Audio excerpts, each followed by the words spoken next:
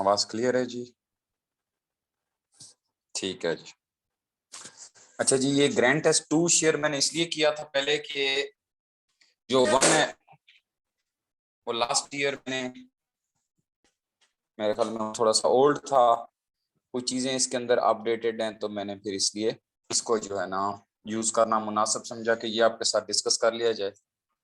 Meanwhile light भी चली गई, अगर तो लाइट आ गई तो ये सेशन कंटिन्यू रहेगा, चाहे 2 सेशन भी लेने पड़े तो इसको एंड करेंगे। अदरवाइज क्योंकि रिकॉर्डिंग स्टॉप हो जाएगी तो फिर मेरे लिए, और लैपटॉप भी मेरा ऑफ हो जाएगा तो प्रॉब्लम हो जाएगी। तो जल्दी जल्दी करते हैं जितना हो सकता है, फिर जैसे लाइट आती है मैं दोबारा लॉग इन कर लूंगा। टोटल आउटले ऑफ बजट अब यहाँ पे हमारे पास है जी, हमारे पास ये है जी, yes. Total outlay of budget 2021-22। क्योंकि क्योंकि बहुत सारे ना स्टूडेंट्स आप लोग हैं तो इकोनॉमिस्ट बन तो इकोनॉमिस्ट गए हैं, लेकिन इतना नहीं पता जी। फैक्ट्स तो हमने जी 2022 के करने हैं, तो जी ये तो इकोनॉमिक सर्वे जी 2020-21 का है, तो हम क्या करें, मुझे समझ नहीं आती एमफिल किस तरह से कर लिया बहुत सारे स्टूडेंट्स ने। मैं बस जिसे कहते हैं ना खून के घूंट पी के ना, बस वो जो है पता नहीं बस क्या करता हूँ कि ये भी नहीं कह सकता स्टूडेंट्स को इंडिविजुअली, बहुत सारों को, कि भाई कैसे पढ़ा है क्या नहीं, डिस्करेज नहीं करना होता। तो आप में से तो कोई नहीं है इस ग्रुप में से, लेकिन जनरली जितने भी मुझे कांटेक्ट करते हैं, इतनी कॉमन सेंस अपने तो अंदर तो हो कि भाई इकोनॉमिक सर्वे अगस्त सितंबर में आता है नया जो आता है, तब स्टैटिस्टिक्स अपडेट होती हैं। तो थोड़ा सा आपके पास जो भी अपडेट है ना वो बजट से रिलेटेड तो 21-22 की हो सकती है, इकोनॉमिक सर्वे आपके पास 20-21 का ही होना है। ठीक है जी, पता चल गया होगा। तो इसमें टोटल आउटले देख लेंगे, बजट का जो है वो आपके पास 8 ट्रिलियन है। फैक्ट्स अपने जो है ना उसको देख लीजिएगा, जो मैंने देखा था वो 8 ट्रिलियन है।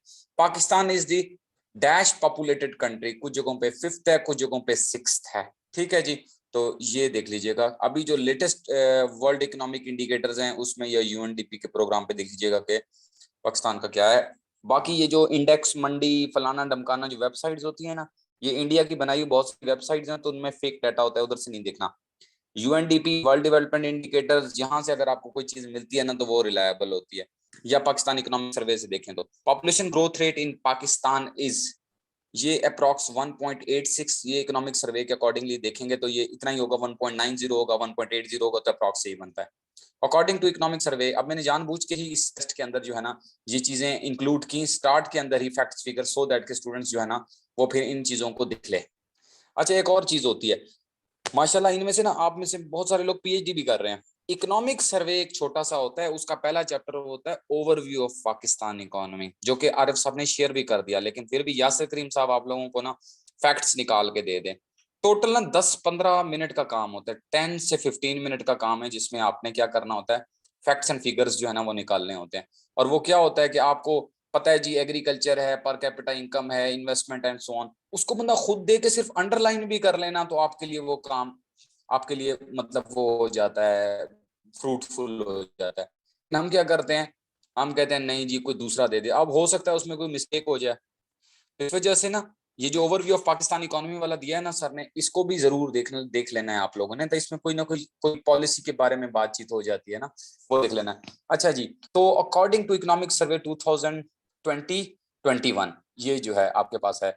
सो भी आपका कैमरा ऑन है, ऑफ कर दीजिएगा। In physical year 2021 according to economic survey 2020-21, in physical year 21 per capita income of Pakistan की कितनी थी।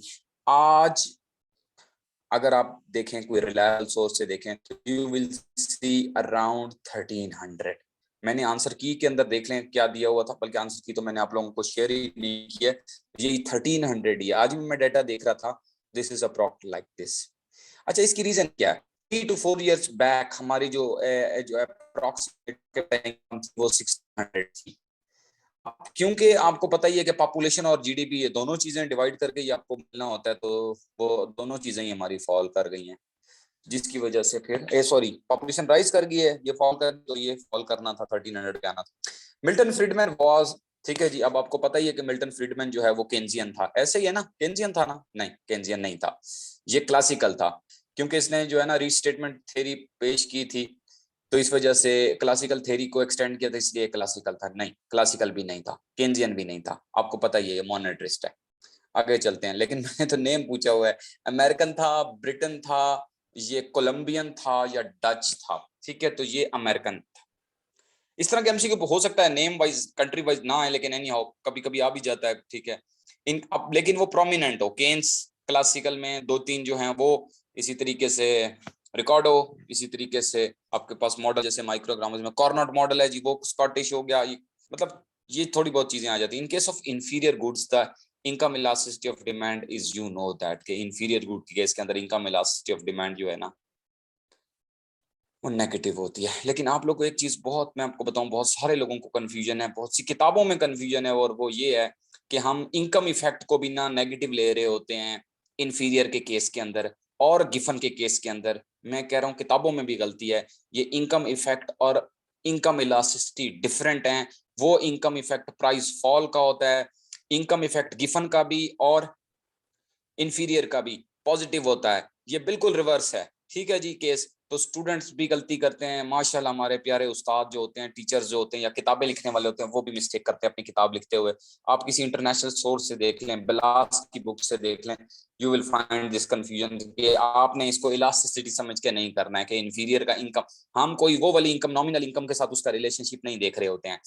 अच्छा जी, अच्छा जी। Sixth, a situation in which we are forced to choose among alternatives is, a situation in which we are forced to choose among alternative is what? Prosperity, shortages, scarcity। तो ये बात हो गया, ठीक है, ये बहुत सिंपल सा था। एट्थ आ गया, if total revenue of firm remains constant when it changes the price level। ठीक है जी, तो टोटल रेवेन्यू या ये जो एमसीक्यू है ना, ये जो एट्थ है, ये जिनके जनाब कॉन्सेप्ट थोड़े से जनाब वीक होते हैं ना, ज्यादा तो स्ट्रांग होते हैं, उनके लिए ये रॉन्ग हो जाता है। रेवेन्यू हो टोटल या एक्सपेंडिचर हो, अगर वो कांस्टेंट हो तो इलास्टिसिटी इक्वल टू क्या रहती है? 1 रहती है। पीईडी इक्वल टू 1 हो। हालांकि ये फर्स्ट ईयर का क्वेश्चन है, लेकिन मोस्टली स्टूडेंट्स गलत करके आ जाते हैं। उनको बहुत कुछ आता होता है, उनकी पोजीशंस भी होती हैं यूनिवर्सिटीज में, लेकिन क्या होता है कि प्रॉब्लम ये होता है कि बेसिक चीजें नहीं आती होती है। मेरे साथ भी ऐसे ही था पहले साल। लेकिन ये होता है कि कभी कभी गोल्ड मेडलिस्ट जो है ना वो गले में लग जाते हैं, और सिल्वर मेडलिस्ट हम ओवर कॉन्फिडेंस हो जाते हैं, छोटी छोटी चीजें नहीं पढ़ते हैं। और excess demand occurs when, excess demand कब होगी आपकी? तो जब एक्चुअल प्राइस लेवल, ये क्या किया है मैंने, हाँ, actual price level is below the market equilibrium, number 1, number 2 above, number 3 equal. अब आपको पता ही है कि एक्सेस डिमांड जो होती है वो नॉर्मल जो है ना वो होती है कौन से केस के अंदर होती है? मैक्सिमम प्राइस के अंदर होती है। जस्ट सी दिस, ठीक है ना। तो ये जो आपकी एक्चुअल प्राइस लेवल है ये बिलो है, ठीक है ना, मार्केट इक्विलिब्रियम से, तो ये मैक्सिमम प्राइस है ना, तो ये सिचुएशन है, बिलो वाला काम होगा और आपका आंसर 1 होगा ना। इनका आंसर जो है ना मैं शेयर करूंगा ना ग्रुप के अंदर, फिर की शेयर कर दूंगा, तो उससे आपको ये चीज पता चल जाएगी।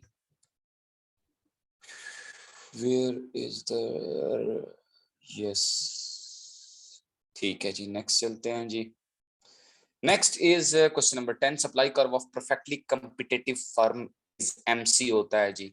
ठीक है जी, नेक्स्ट चलते हैं। नेक्स्ट नेक्स्ट नेक्स्ट 1 मिनट, थोड़ा सा इसको ऊपर कर लेते हैं। सप्लाई कर्व ऑफ मोनोपोली क्या होता है जी? Supply curve of monopoly exist करता है या नहीं करता है, बस ये बताएं जरा। करता है या नहीं करता है? Supply curve of monopoly exist ही नहीं करता, ठीक है जी। प्राइस के इंक्रीज होने से वो सप्लाई इंक्रीज करता है या नहीं करता है? तो बेसिकली यहाँ पर कॉन्सेप्ट जो है ना, क्योंकि वो खुद से इंडस्ट्री है, तो ये इस वजह से डू नॉट एग्जिस्ट है। Prisoner dilemma was presented in years, मुझे याद तो नहीं है कि कभी आए हों, लेकिन फिर भी ये मैंने इस वजह से इंक्लूड कर देता हूँ कि वो जो फाइल आप लोगों को शेयर की हुई है ना, तो उसकी मेजर मेजर चीजें जरूर देख ली जाएं कि उसमें जो है ना क्या आंसर बनता है। तो ये वो में 1950 है, इस वजह से जो मैंने देखी थी उसमें 1950 था। तो लेकिन आप लोग पाकिस्तानी किताब ना देखा करें, आप कोई रिलायबल बुक देखें, उसमें जो भी हो फैक्ट्स उसको फिर आप लोग करेक्ट कर लेंगे। And effective price floor, effective price floor minimum price results in excess supply. तो देखें, याद रखें, मैक्सिमम प्राइस में शॉर्टेज होनी है और मिनिमम प्राइस के अंदर जो है ना एक्सेस सप्लाई होनी है, यानी सरप्लस हो जाना है। तो ये कॉमन सी बात है, इसको जरा आपने अच्छे तरीके से देख लेना। नेक्स्ट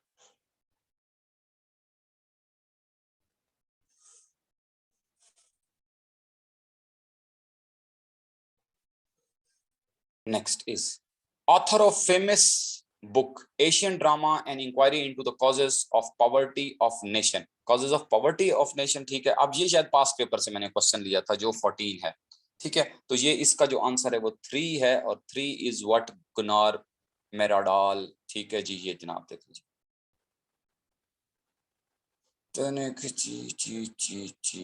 नेक्स्ट इज, अच्छा ये जीएम केन्स नहीं है, इसको ये ना बना देना कि जीएम केन्स के लिए जे और एम बनता है। कुछ स्टूडेंट्स इस तरीके से कंफ्यूज होते हैं शुरू शुरू में। जब मैं भी एमएससी कर रहा था तो मैं भी इसका नाम से समझता था कि शायद ये वही है। No, vertical supply represent the supply of what? Vertical supply, vertical supply इसका मतलब है परफेक्टली इनइलास्टिक है। तो इंसुलिन नहीं, ये परफेक्टली, ये वर्टिकल डिमांड के लिए इंसुलिन हो सकती है, वर्टिकल डिमांड साल्ट के लिए हो सकती है कि प्राइस जो मर्जी हमने ले रहे हैं 1 और 2। अच्छा अब ये एग्स है, क्योंकि पेरिशेबल गुड्स हैं तो इनकी सप्लाई जो है वो मार्केट सप्लाई होती है ना एक, तो वो डिफरेंस आप लोग देख लीजिएगा, मेरे जहन में नहीं है, फर्स्ट ईयर की बुक में होता है ना, मार्केट पीरियड सप्लाई होती है, शॉर्ट पीरियड सप्लाई होती है, और इस तरीके से वो एक डायग्राम बनी होती है, वो आप लोग देख लेंगे कि इसका मेरे अब एग्जैक्टली नाम नहीं आ रहा। ये मार्केट पीरियड सप्लाई होती है आई थिंक, एक ये होती है और एक ये होती है फ्लैटर ना, तो ये शॉर्ट और ये लॉन्ग। तो ये जरा देख लीजिएगा इसको। बाजारी कीमत याद है ना, बाजारी कीमत और म्यारी कीमत फर्स्ट ईयर सेकंड ईयर को पढ़ाते हैं आज भी उर्दू में, तो ये इतना तो याद है, ज़हन में नहीं आ रहा मेरे ख्याल में। मार्केट प्राइस है ये वाली, ठीक है जी। और नॉर्मल प्राइस याद आ गया। तो आप लोगों ने लाजमी देखना है कि मार्केट प्राइस और नॉर्मल प्राइस में क्या डिफरेंस होता है, ठीक है। ये चीज हो गया। In which situation burden of tax will be mostly bear by the producer? Producer के ऊपर टैक्स का बर्डन पता है कब आता है? जब उसका बिहेवियर इन इलास्टिक होता है। जितना इन इलास्टिक कोई भी होगा ना, उतना बर्डन उस पर आएगा, ठीक है। तो ये मैं स्टूडेंट्स को बताता होता हूँ, देखे ना, जो ज्यादा रिजिड होता है ना, जो बिहेवियर जिसका हर बात पे अटल होता है, फिक्स होता है कि भाई यही करना है, हार्ट अटैक भी उसी को हुआ पड़ा होता है। तो वो नहीं, मूवी में अंदर आप देखते हैं ड्रामे में, अब्बा जी बस मैंने अब शादी आपकी मर्जी के बगैर नहीं करनी, अब्बा जी एक्टिंग करके हार्ट अटैक हो जाते, बेहोश हो जाते हैं। इनइलास्टिक है ना, नहीं जी हमारी मर्जी से करनी है, ओ अब्बा जी बेहोश, हार्ट अटैक हो गया जनाब, और बस फौत हो गए। ड्रामे में तो ऐसे ही हो रहा है एनी हो, क्योंकि इनइलास्टिक है। तो सारे टैक्स का बर्डन उस बेचारे पे आ गया ना। इस सेंस में समझा रहा हूँ कि जो जितना इनइलास्टिक होगा टैक्स का बर्डन उसके ऊपर ज्यादा होगा। ये ट्रिक अगर माइंड में रखेंगे तो पता चल जाएगा कि टैक्स का बर्डन किस पे आना है, ठीक है जी। तो इनइलास्टिक होगा अगर कंज्यूमर, तो टैक्स का बर्डन ज्यादा कंज्यूमर पे। इनइलास्टिक होगा प्रोड्यूसर, तो ज्यादा टैक्स का बर्डन आएगा प्रोड्यूसर पे, ठीक है जी। तो डिमांड इज इनइलास्टिक, अगर डिमांड इनइलास्टिक है ना तो कंज्यूमर पे ज्यादा बर्डन आएगा। सप्लाई इज इनइलास्टिक, ठीक है जी, तो प्रोड्यूसर पे ज्यादा बर्डन आएगा। डिमांड इज इलास्टिक, अब यहाँ पे 2 आंसर बन रहे हैं आपके, ठीक है। डिमांड इलास्टिक हो तो भी कंज्यूमर पे आएगा, सप्लाई इनइलास्टिक हो तो भी प्रोड्यूसर पे ज्यादा बर्डन आएगा। मैंने टैक्स मोस्ट, यस बिल्कुल ठीक है। सप्लाई इज इनइलास्टिक तो भी, तो इसलिए आंसर इसके 2 बनेंगे, 2 भी। और ये 3 और 2 दोनों का सेम मतलब है, इस वजह से अभी मैंने जो लॉजिक दिया उसके अकॉर्डिंगली आपने इसको कर लेना है। पेपर में ऐसे नहीं आना कि 2 आंसर आ जाए, इसलिए टेंशन नहीं लेनी है आपने, ये तो मैंने बनाया ना। जब हम पीपीएससी के लिए पेपर बनता है ना तो उसको 2 3 3 दफा चेक किया जाता है कि कोई इस तरह से मिस्टेक तो नहीं है। फिर आगे जी चलते हैं जी आगे।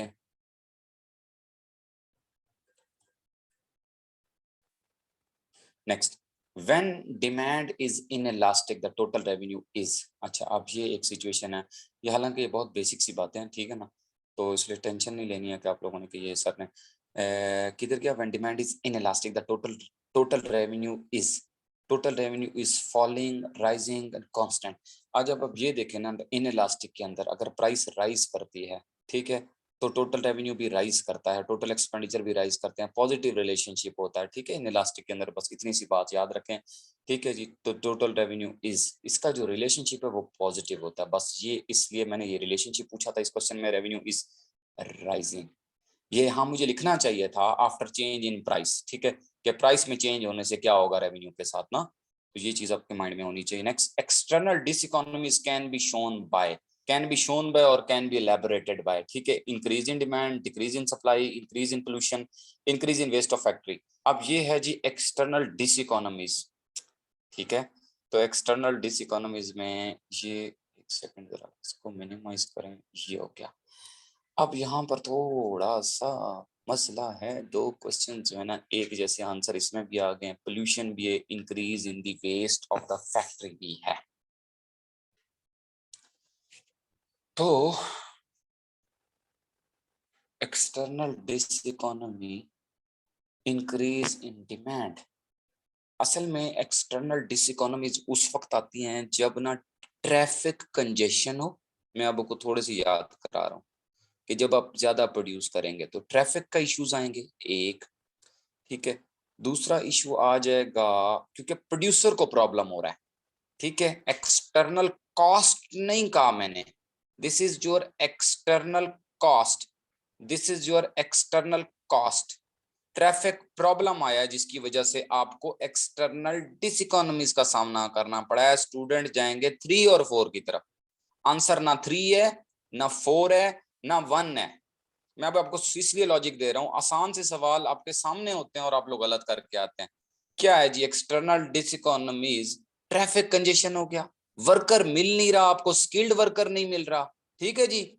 उसके अलावा आपको वर्कर नहीं मिल रहा, उसके अलावा आपको रॉ मटेरियल नहीं मिल रहा, उसके अलावा आपको जनाब बैंक कहता है मैं आपको महंगा कर्जा दूंगा, उसके अलावा मार्केट में डीरेगुलेशन हो गई है और जनाब कंपटीशन इंक्रीज हो गया है।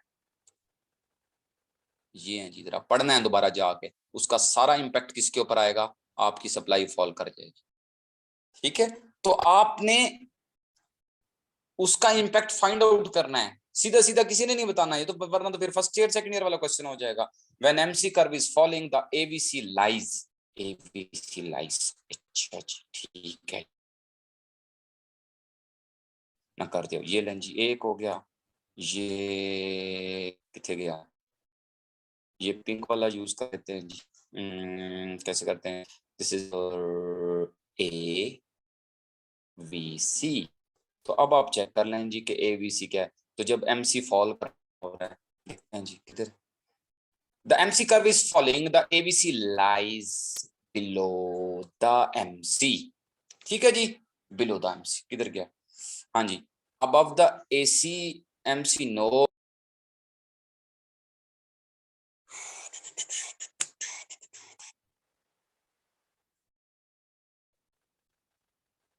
wait a minute, wait a minute, wait a minute, हाँ जी आवाज आ रही है, पता नहीं नेट कहीं चला गया था, लाइट नहीं है ना, मैंने आपको पहले बताया था। आवाज आ रही है, बस मुझे सिर्फ ये बता दीजिएगा क्योंकि दोबारा से कनेक्ट हूँ तो।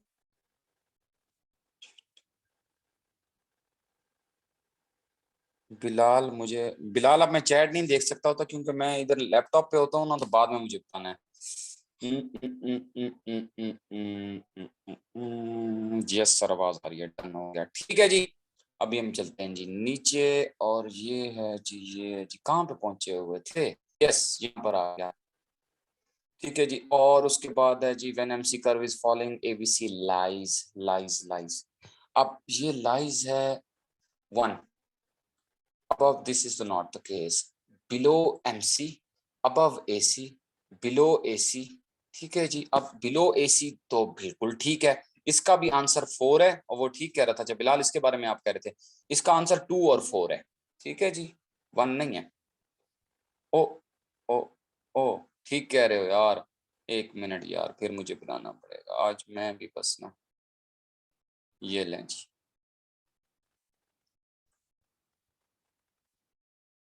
इसलिए बना रहा हूँ यार, कुछ लोगों के कॉन्सेप्ट का रोला होता है, जरा मसला होता है। This is your MC, this is your ABC, ठीक है जी।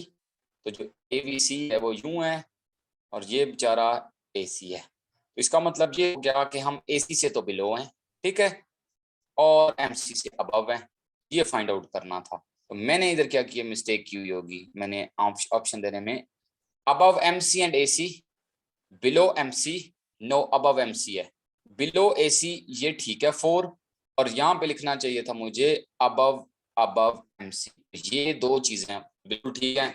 ऑप्शंस को पे गौर ना करें, सिर्फ डायग्राम पे गौर करें, you will get the answer. तो पहले आंसर में अबव एमसी ठीक है और बिलो एसी ये ठीक है जी। When cross elasticity between two goods is negative, तो सिंपल सी बात ये है कि अगर एक प्रोडक्ट की प्राइस फॉल कर रही हो और दूसरे की क्वांटिटी डिमांडेड राइज कर रही हो तो क्या होगा, बताएं जी। कंप्लीमेंट होगा कि नहीं होगा? बिल्कुल कंप्लीमेंट होगा। नेगेटिव रिलेशनशिप होता है कंप्लीमेंट्स के अंदर, तो ये आंसर आपके पास है दिस वन, ठीक है, क्रॉस इलास्टिसिटी। और याद रखें ये जरूर पेपर में आता है, ये आज तक हुआ नहीं है कि पेपर में ना आया उस वजह से।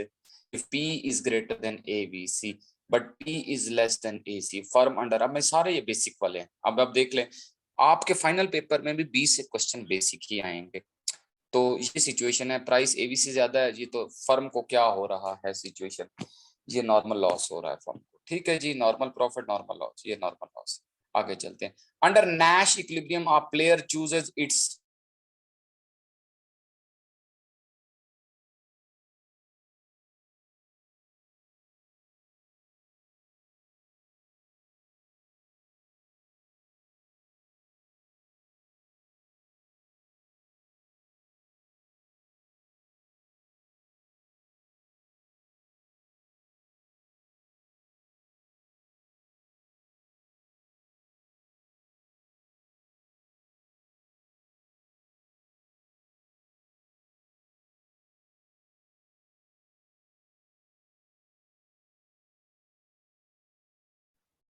जी अस्सलाम वालेकुम।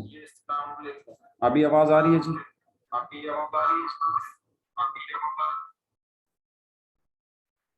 हाँ जी अभी आवाज आ रही होगी, ठीक है। और ये आप लोग ना लकीरें लगाएं बच्चों।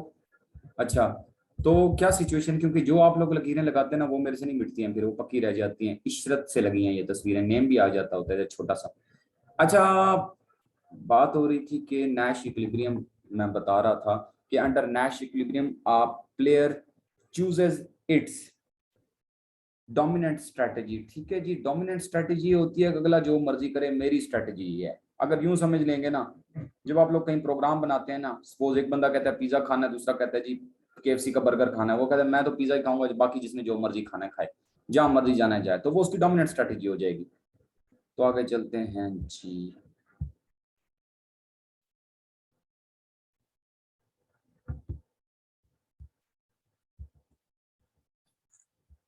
रैचेट इफेक्ट क्या होता है जी? मैक्रो इकोनॉमिक स्टार्ट हो गया। रैचेट इफेक्ट मैक्रो इकोनॉमिक्स में कंजम्पशन के चैप्टर में है। याद रखें कि कंजम्पशन से 1 या 2 MCQs आते होते हैं। अक्सर ड्यूजनबेरी से आ जाता होता है, ये ड्यूजनबेरी का है, या मतलब लाइफ साइकिल से आ जाता है। उसमें 2 इफेक्ट से, रैचेट और डिमॉन्स्ट्रेशन इफेक्ट। रैचेट इफेक्ट ये कहता है कि हमारी इनकम कम भी हो जाए तो कंजम्पशन उस लिहाज से कम नहीं होती है, ठीक है जी।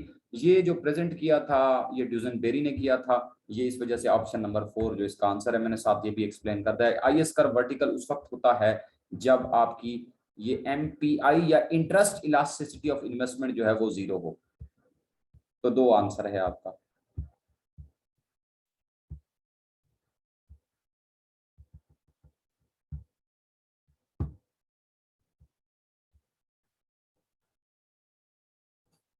फिस्कल पॉलिसी कब इफेक्टिव होगी? यहाँ पर ये question effectiveness of fiscal and monetary policy से है, आप लोगों ने किया होगा। Money demand is highly sensitive to change in interest rate. देखिए याद रखें एक चीज, मैं अगर मॉनेटरिस्ट का पहले बना के दिखाऊं ना, तो मॉनेटरिस्ट का ये होता है LM इन इलास्टिक, ये मैंने पहले ही बताया था, और ये होता है उनका IS। तो याद रखें कि मॉनेटरिस्ट में फिस्कल पॉलिसी इनइफेक्टिव है। तो फिस्कल पॉलिसी उस वक्त इनइफेक्टिव होती है जब आपका IS फ्लैटर हो, investments more sensitive to change in interest rate हो। इसलिए इफेक्टिव उस सूरत में होगी फिस्कल पॉलिसी जब आपका IS कर्व स्टीपर हो, इन इलास्टिक इन्वेस्टमेंट कर्व हो तो, ठीक है। जब ये आप गाइडलाइन माइंड में रखते हैं, ये मैंने उधर नोट्स में भी बताई है, ये मैंने आपको मेरी वीडियोस में भी, यूट्यूब की और रिकॉर्डेड लेक्चर जो आपके पास उसमें भी पता है आपको, ठीक है। तो investment is highly sensitive, no. Money demand is highly, LM curve. अच्छा अब क्या हुआ, अब क्या हुआ, मैंने पूछ लिया इस सेंस में, IS से नहीं पूछा। IS तो आपके माइंड में था लेकिन वो नहीं आया। तो अब आपके पास उस सूरत में फिस्कल पॉलिसी जो है वो इफेक्टिव होगी जब हाईली सेंसिटिव मनी डिमांड हो, ये वाली सिचुएशन हो कि LM आपका जो है वो फ्लैटर हो, उसके मुकाबले में आपका IS उसके मुकाबले में रिलेटिवली स्टीपर है। तो जब ये वाला काम हम करेंगे इस सिचुएशन में जब आप आईएस को शिफ्ट करेंगे, you will get a lesser crowding out. Lesser crowding out होगा। वो कैसे कि आउटपुट बढ़नी तो इतनी चाहिए थी, लेकिन बड़ी है ये कम वाली है, ये इतनी बड़ी है। तो ये जो एरिया, ये जो ये मैं अब शेड कर रहा हूँ, ये आपका क्राउडिंग आउट इफेक्ट बनता है, और ये थोड़ा है। That is why fiscal policy is effective जब money demand is highly sensitive to change in interest rate. ये मैंने बड़ी डिटेल से अपने जो मेरे लेक्चर हैं यूट्यूब के, उसमें आईएसएलएम की इफेक्टिवनेस वाले लेक्चर में बड़ी डिटेल से समझाया है, इसको जरूर आपने ऐसे भी देखना है। Personal income is equal to 27 number MCQ है। Personal income is equal to, अगर आप इक्वेशन देखें जाके, तो national income, personal income equal to national income, इसलिए कि वो जो 4 फैक्टर प्रोडक्शन है ना, वो इक्वल टू एनआई होते हैं, plus unearned income plus transfer payment. ये आपका जो थर्ड इक्वेशन है हबीबुल्ला वसीर से देखेंगे तो you will get the answer. 28 APS is equal to, APS is equal to, जाहिर सी बात है 1 माइनस एपी, क्योंकि दोनों को ऐड करें तो आंसर इक्वल टू क्या आना चाहिए, 1 आना चाहिए।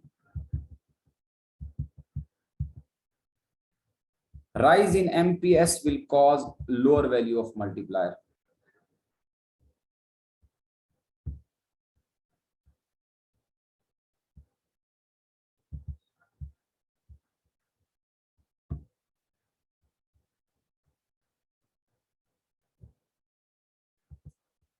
अच्छा, अगर आपकी वेलोसिटी ऑफ मनी है 2, ठीक है जी, ये आ गया। When velocity of money is 2 and the value of GDP is this, the money demand would be. अच्छा, मनी डिमांड का फार्मूला था M D is equal to K P Y, और के की वैल्यू थी 1/v, 1/v टाइम्स जीडीपी। ये आपके पास formula है इस क्वेश्चन का सोल्यूशन करने का, ठीक है जी। तो 1 M D equal to 1/v GDP, तो 1/v करेंगे, 1/2 करेंगे, तो आंसर क्या आएगा, 0.2, 0.2 मल्टीप्लाई बाय 1000, आंसर आएगा 200।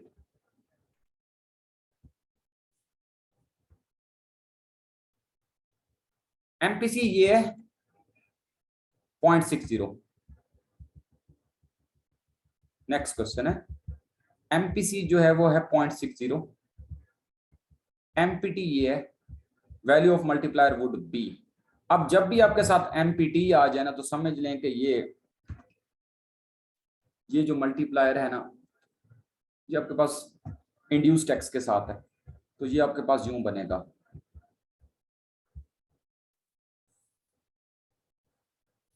1/MPS plus MPT। समटाइम ये भी हो जाता है, 2 लीकेजेस एंड डिवाइड करेंगे, you will get the answer. अगर इससे आंसर ना आए और आपको चारों ऑप्शन में इससे आंसर नहीं मिल रहा, 1/1 divide by MPC plus MPT, तो फिर आप क्या करेंगे मैं आपको बताता हूं। तो फार्मूला यूज करेंगे 1/1 माइनस बी प्लस BT, ठीक है जी। अब B क्या है, MPC, T क्या है, MPT। ये फार्मूला यूज करेंगे, you will get the answer definitely in चारों में से।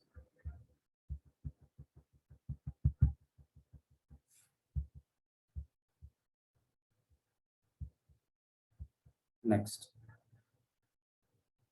The short run consumption function. Short run consumption function के अंदर होता है कि आपकी जो एमपीसी होती है, नॉन प्रोपोर्शनल होता है कंजम्पशन, बट लीनियर होता है, ठीक है। और एपीसी ग्रेटर देन एमपीसी होती है। लॉन्ग रन में एपीसी एमपीसी के इक्वल होती है, शॉर्ट रन में ये काम होता है।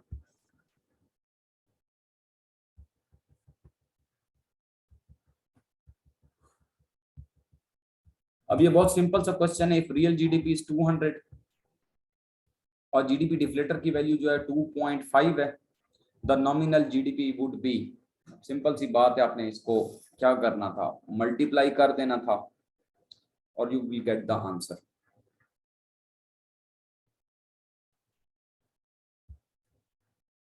एक मिनट, ये मेरे आगे ये मुसीबत सी आ गई है टाइम वाली। आपको भी शायद शो हो रहा होगा ये ना ब्लॉक सा। ये हर दफा तो मैं क्रॉस करता हूँ, आज भी क्रॉस किया तो ये कहाँ से पता नहीं सामने आ गया। तो आंसर आपके पास जो है ना 450 आएगा। बड़ा सिंपल सा आंसर है, नजर भी आ रहा है। 200 मल्टीप्लाई बाय 2.5 है, तो 400 यानी कि आपके पास आंसर होगा 2। ठीक है जी।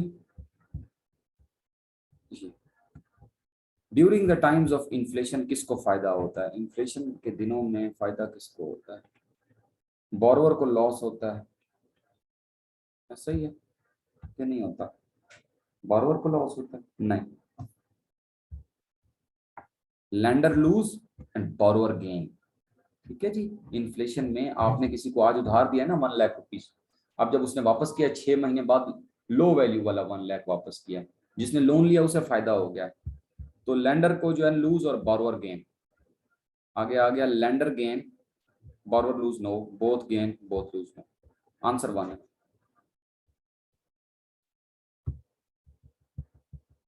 नेक्स्ट क्या है? Largest part of national income is consumption. ये पहले आ चुका है एमसीक्यू में, आपको बता चुका हूँ इसके बारे में।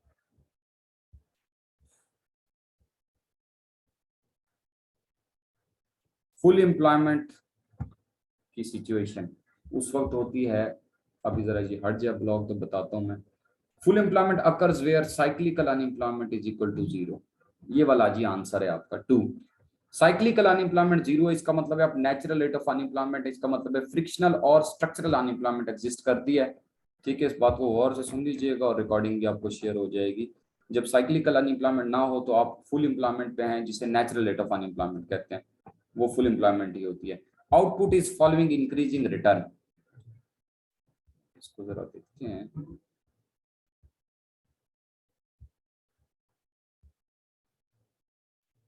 Output is following, oh sorry sorry, वो तो मैं बता चुका था, चौथी ऑप्शन पढ़ रहा था। अच्छा जी ठीक है, नेक्स्ट है price of bonds and interest rates are. Price of bonds and interest rate का जो रिलेशनशिप है वो क्या होता है? इनवर्स रिलेशनशिप होता है जी। ऐसे ही है जी। आप लोगों को ये चीज मैंने बार बार कही थी। एक लेक्चर है मेरा मॉनेटरी सेक्टर ऑफ गेन्स, जो मैंने आपको लेक्चर शेयर किया, उसको जरूर आपने सुनना है। इनवर्स रिलेशनशिप होता है।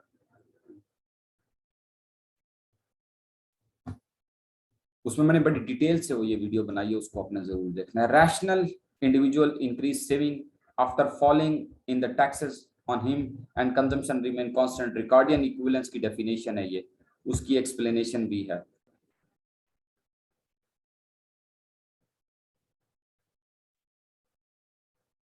अंडर बैलेंस बजट मल्टीप्लायर पहले भी आ चुका है कि जो वैल्यू होती है उसकी इक्वल टू 1 होती है।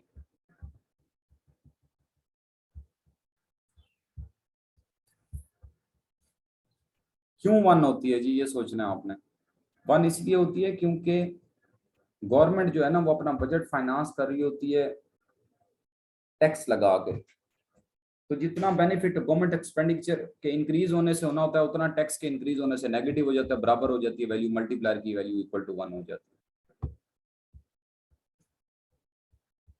डिफ्लेशनरी गैप कब होता है? जब ये सिचुएशन हो, हम ऊपर हो। ठीक है जी। नेशनल इनकम का इक्विलिब्रियम ये है, this is the case. Full employment है आगे, और हम खड़े कहाँ हैं? यहाँ पे नेशनल इनकम इक्विलिब्रियम पे। इधर इकोनॉमी इधर है, होनी वहां चाहिए थी, इसलिए से डिफ्लेशनरी गैप कहते हैं। सप्लाई ज्यादा है, डिमांड कम है।